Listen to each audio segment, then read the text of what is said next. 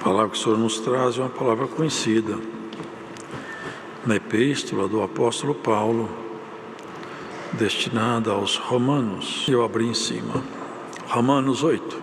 Iniciemos do verso 18. 8 de Romanos, verso 18. Porque para mim, tenho por certo que as aflições deste tempo presente não são para comparar com a glória que em nós há de ser revelada. Porque a ardente expectação da criatura espera a manifestação dos filhos de Deus, porque a criação ficou sujeita à vaidade, não por sua vontade, mas por causa do que a sujeitou, na esperança de que também a mesma criatura será libertada da servidão da corrupção, para a liberdade da glória dos filhos de Deus. Porque sabemos que toda a criação geme, está juntamente com dores de parto até agora. E não só ela, mas nós mesmos que temos as premissas do Espírito, também gememos em nós mesmos, esperando a adoção, a saber, a redenção do nosso corpo. Porque em esperança somos salvos. Ora, a esperança que se vê não é esperança, porque o que alguém vê, como o esperará? Mas se esperamos o que não vemos, com paciência o esperamos. E da mesma maneira também o Espírito ajuda as nossas fraquezas, porque não sabemos o que havemos de pedir como convém. Mas o mesmo Espírito intercede por nós com gemidos inexprimíveis. E aquele que examina os corações sabe qual é a intenção do Espírito. Ele que, segundo Deus, intercede pelos santos. E sabemos que todas as coisas contribuem juntamente para o bem daqueles que amam a Deus, daqueles que são chamados por seu decreto. Porque os que dantes conheceu também os predestinou, para serem conformes à imagem de seu Filho, a fim de que ele seja o primogênito entre muitos irmãos. E aos que predestinou, a estes também chamou. E aos que chamou, a estes também justificou. E aos que justificou, a estes também glorificou. Que diremos, pois, a estas coisas? Se Deus é por nós, quem será contra nós? Aquele que nem mesmo a seu próprio Filho poupou, antes o entregou por todos nós, como nos não dará também com ele todas as coisas? Quem intentará acusação contra os escolhidos de Deus? É Deus quem os justifica. Quem os condenará? Pois é Cristo quem morreu, ou antes, quem ressuscitou dentre os mortos, o qual está à direita de Deus e também intercede por nós. Quem nos separará do amor de Cristo? A tribulação, ou a angústia, ou a perseguição, ou a fome, ou a nudez, ou o perigo, ou a espada. Como está escrito, por amor de ti somos entregues à morte todo dia. Fomos reputados como ovelhas para o matadouro. Mas em todas estas coisas somos mais do que vencedores por aquele que nos amou. Porque estou certo de que nem a morte nem a vida, nem os anjos, nem os principados, nem as potestades, nem o presente, nem o porvir, nem a altura, nem a profundidade, nem alguma outra criatura nos poderá separar do amor de Deus, que está em Cristo Jesus, nosso Senhor. Amém. Essa é a maturidade da visão de quem conhece o Senhor. Quem conhece o Senhor, ele não avalia a circunstância no momento.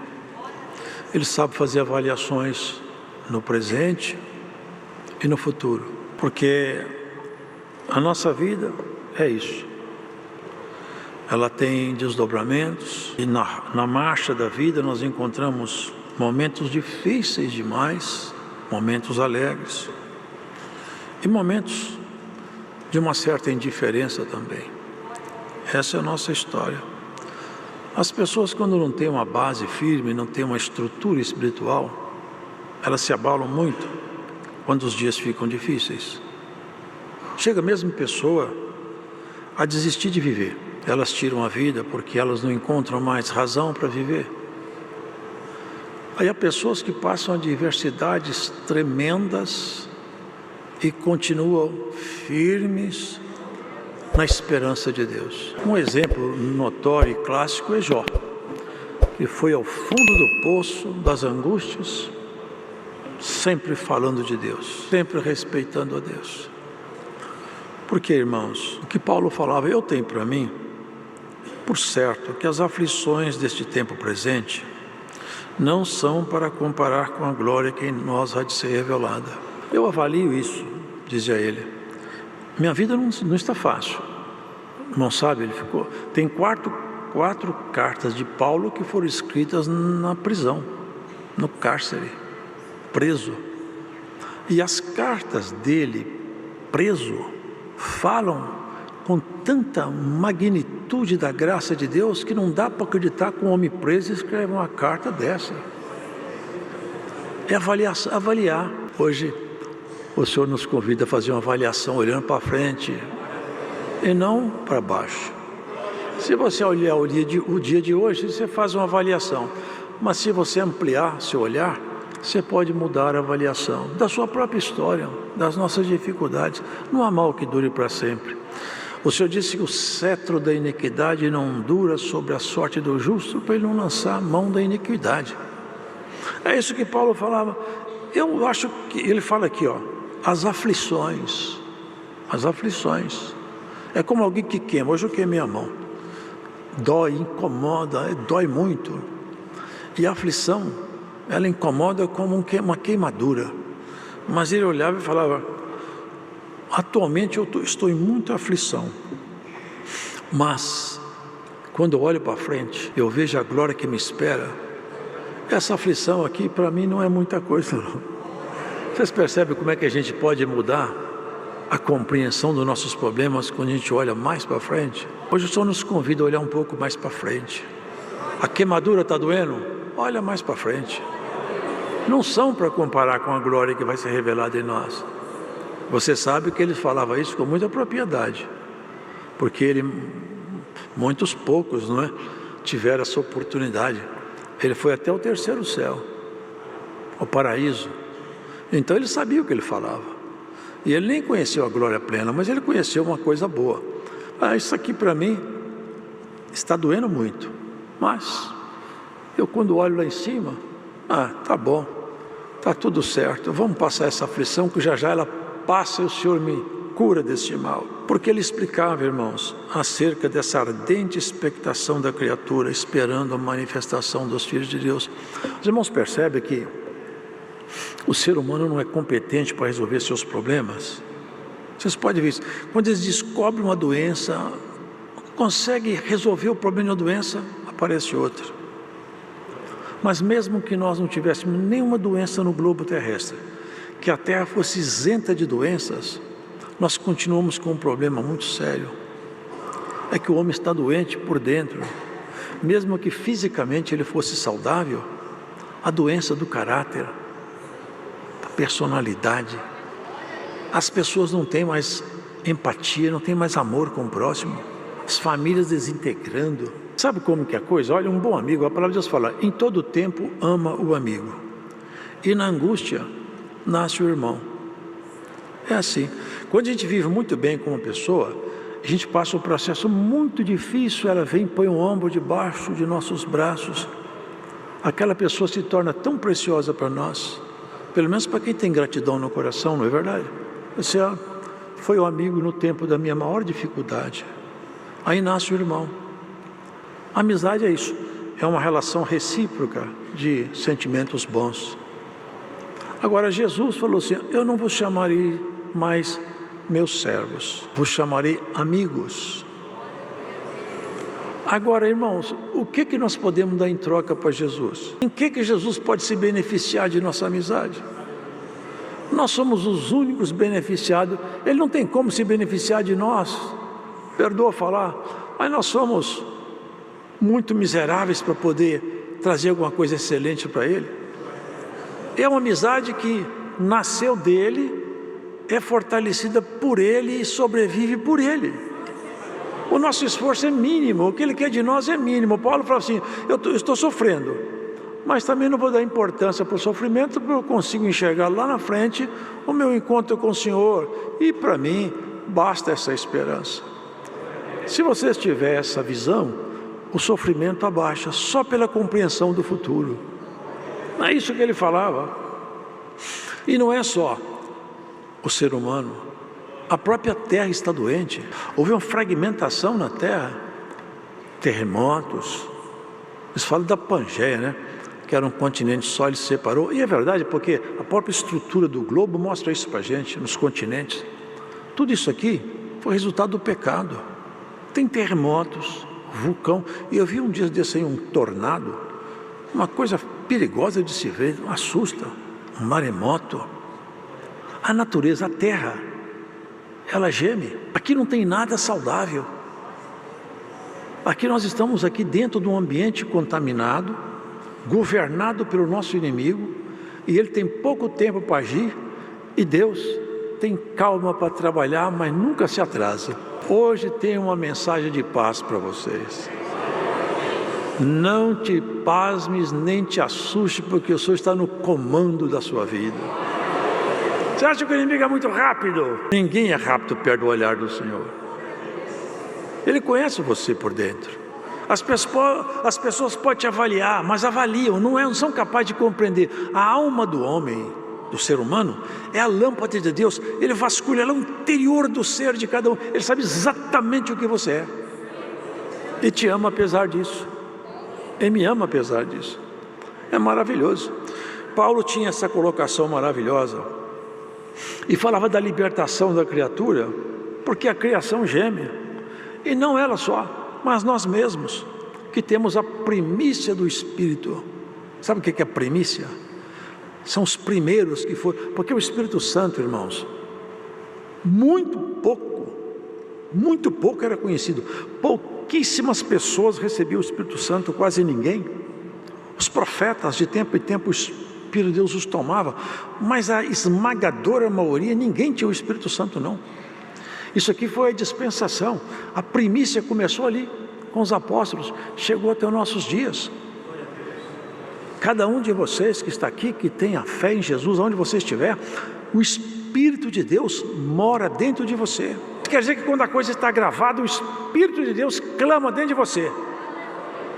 E olha que coisa maravilhosa. Enquanto o Espírito clama dentro de você, lá no céu, Cristo intercede favorável a você.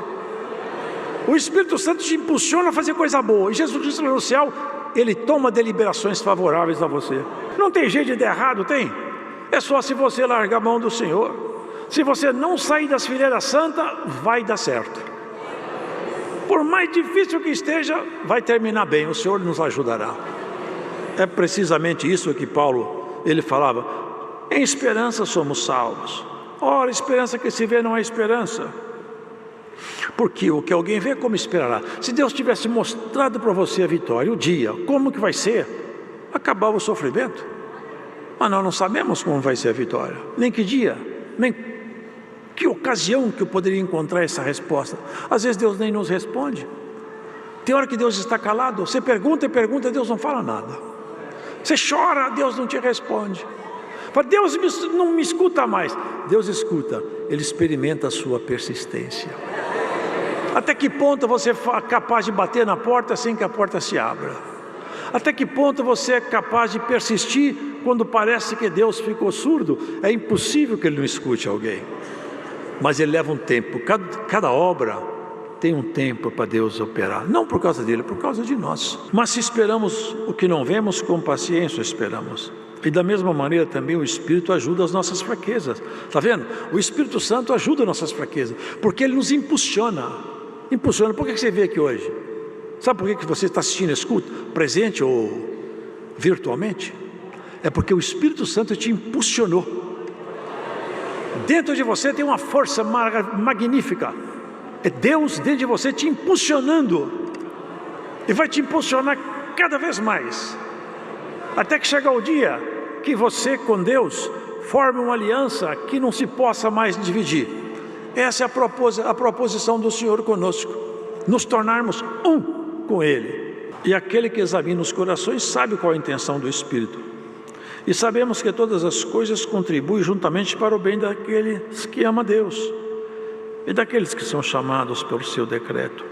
É claro que todas as coisas que ele fala aqui, naquele que é fiel, naquela que é fiel, quem pratica o pecado, quem está no mundo caído, as coisas não contribuem para o bem dele, contribuem para o mal, mas o sofrimento seu contribui para o bem seu. Todo o processo que você passar dentro da graça do Filho de Deus contribuirá para o seu bem. Aconteceu conosco uma coisa, eu estava pensando um dia desse. Já pensou se Deus tivesse feito assim? Ele pode, porque Ele é Deus. Ninguém pode falar que Ele tem restrição para fazer qualquer coisa. Imagine, Ele criou a terra. Foi Ele que criou. Salmos está escrito assim, ó, o universo, Ele dá glórias a Deus. E o firmamento, Ele glorifica a obra de suas mãos. Se vê tudo aí. Agora, se tivesse feito a terra para nós morar dentro dela, Ele não poderia fazer isso se Ele quisesse? Nós íamos morar dentro da terra. Nós não ia ver mais nada do lado de fora.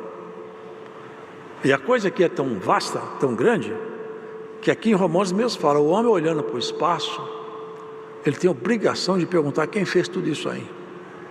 E se ele começar a vir investigar, ele vai acabar me achando.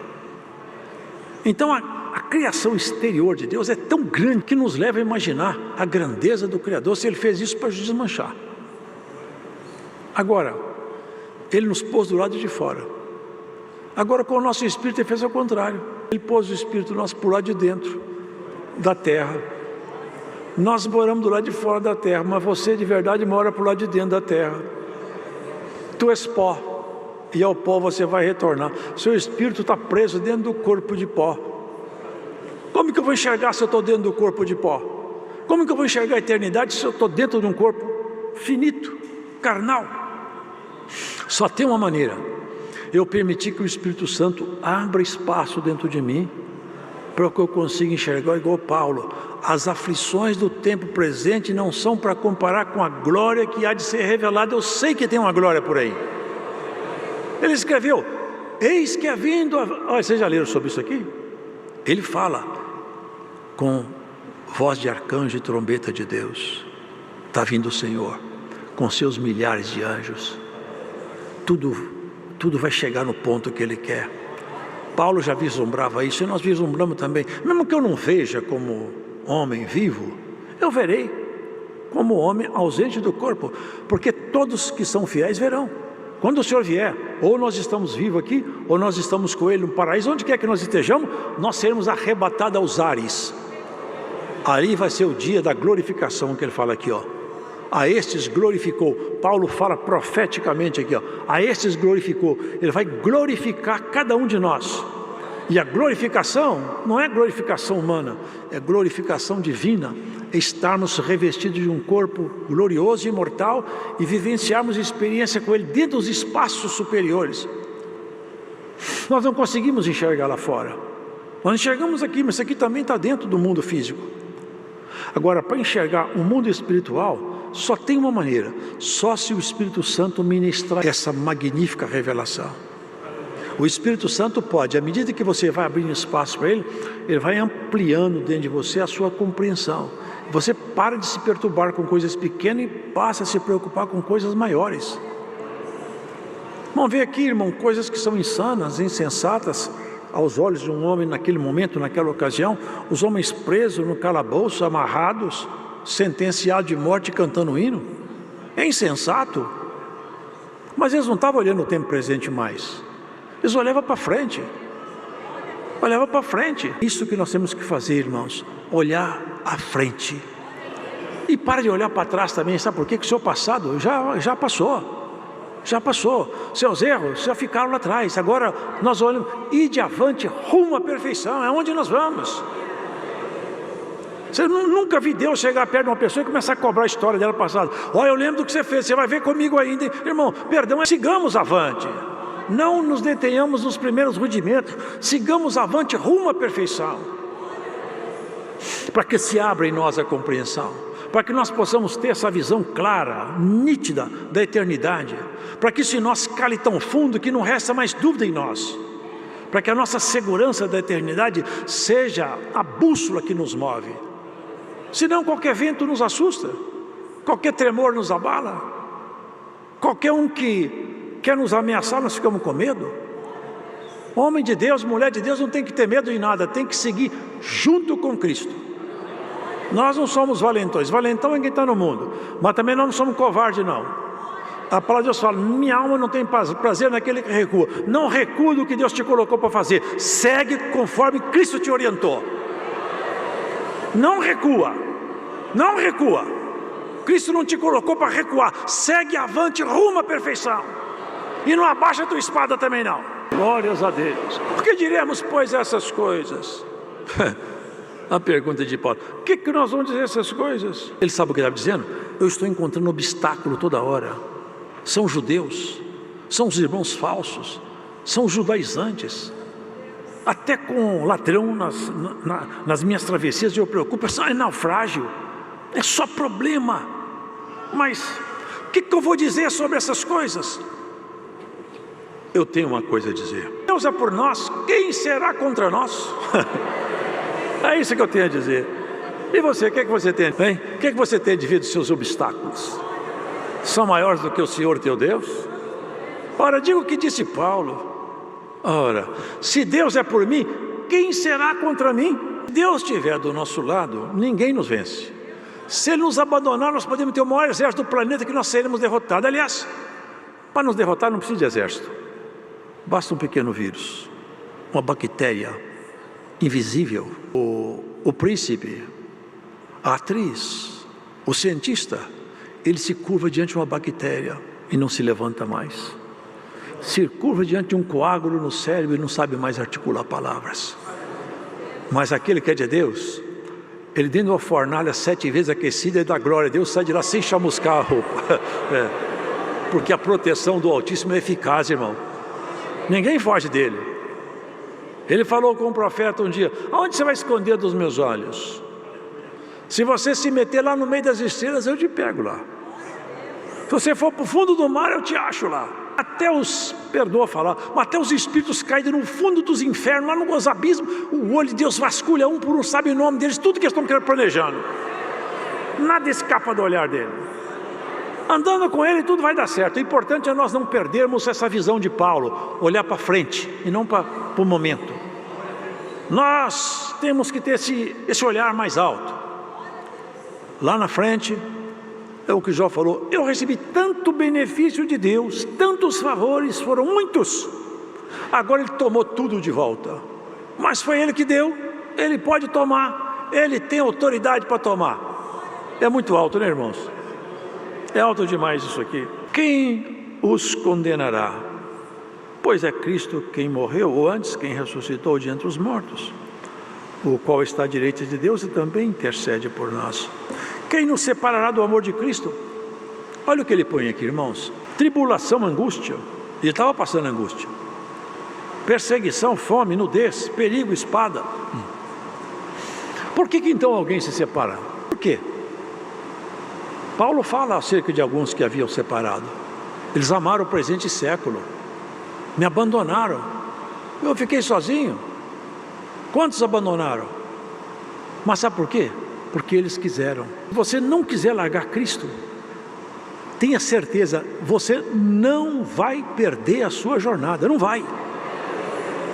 Deus mexe em tudo que for necessário, mas Ele vai te ajudar. Nada pode impedir uma pessoa sincera que quer estar com Cristo de ser tomada da mão dele, porque se isso acontecer, você tem alguém mais forte do que ele. As pessoas caem, vão embora porque elas querem fazer isso. Elas são, como o senhor trouxe outro dia aqui, são as fragilidades, as brechas que vão se abrir e ela não fecha. Deixa uma brecha aqui, outra aqui. Chega um dia que as brechas são tantas que os muros caem. Mas se não tiver brecha, ainda que a gente erre, porque nós erramos mesmo, tropeçamos demais, mas toda vez que um justo tropeça, ele se levanta. Ele tropeça, quando ele está caído, ele fala assim, Senhor, eu não quero ficar caído, me ajuda. Eu falo, minha mão está aqui, me dá, vamos embora. Sempre será assim. Todas as vezes que você tropeçar e falar, Senhor, me dá a tua mão, aqui está a palavra, a minha mão sempre estará estendida, pronta para te levantar. Mas tem que desejar. Essa é a proposta. Olhe para frente, você não foi chamada nem chamada para que frequentar a igreja. porque isso é o nosso dever. Mas você foi chamado para viver a glória. A estes glorificou. Sabe a pessoa, isso aí, que coisa mais linda? Aos que dantes conheceu, porque Deus conhece tudo. Muito antes de você nascer, Ele sabia a cor do seu cabelo, dos seus olhos, seu nome, quanto tempo você viver. Ou você acha que Ele tem alguma dúvida disso? Sabe de tudo. Tudo estava escrito lá. Não, mas só que Ele não forjou você a reagir nem agir como Ele quer. Te deu o livre-arbítrio. É a coisa mais terrível que existe na criação inteligente, é o livre-arbítrio. Porque você pode se tornar um patife, você pode se tornar um santo. É sua escolha. Você pode se tornar uma mulher suja, ou uma mulher limpa, resplandecente como a luz do sol. Você escolhe. E se não fosse essa escolha, Deus teria feito aí em fantoches. Esse é o grande preço do livre-arbítrio, que já passou lá por cima essa escolha. E teve uma grande queda de anjo lá para cima, e Deus deixou eles caírem. E muitos estão indo embora, estão correndo para o mundo, e Deus não vai segurar. Só vai segurar se Ele falar: eu não quero ir, Senhor, minha força acabou. Aí a mão de Deus te pega. Aonde você estiver ouvindo essa palavra, se você estiver atraído para o mundo por fraqueza e não por vontade, a mão de Deus te pegará. E você não vai para o mundo. Glórias a Jesus. Você não vai para o mundo. Deus te pegará com a mão forte dele. A mão dele é essa palavra. Hoje onde você estiver, a mão dele te segura e te diz: você não vai para o mundo. Não vai. Eu sinto o Espírito de Deus. Alguém escuta essa palavra, guarda bem. O seu coração quer ficar do lado de Deus, você não vai para o mundo. Muitos vão, mas você não vai. É assim. A pessoa fala: eu não quero. O senhor fala: bom, eu queria que você ficasse do meu lado, mas eu não quero amor forçado, eu não quero amor forjado. O meu amor por vocês, diz ele, pode alguém ter maior amor do que esse? Dar vida pelos seus amigos? Tem algum amor maior do que esse?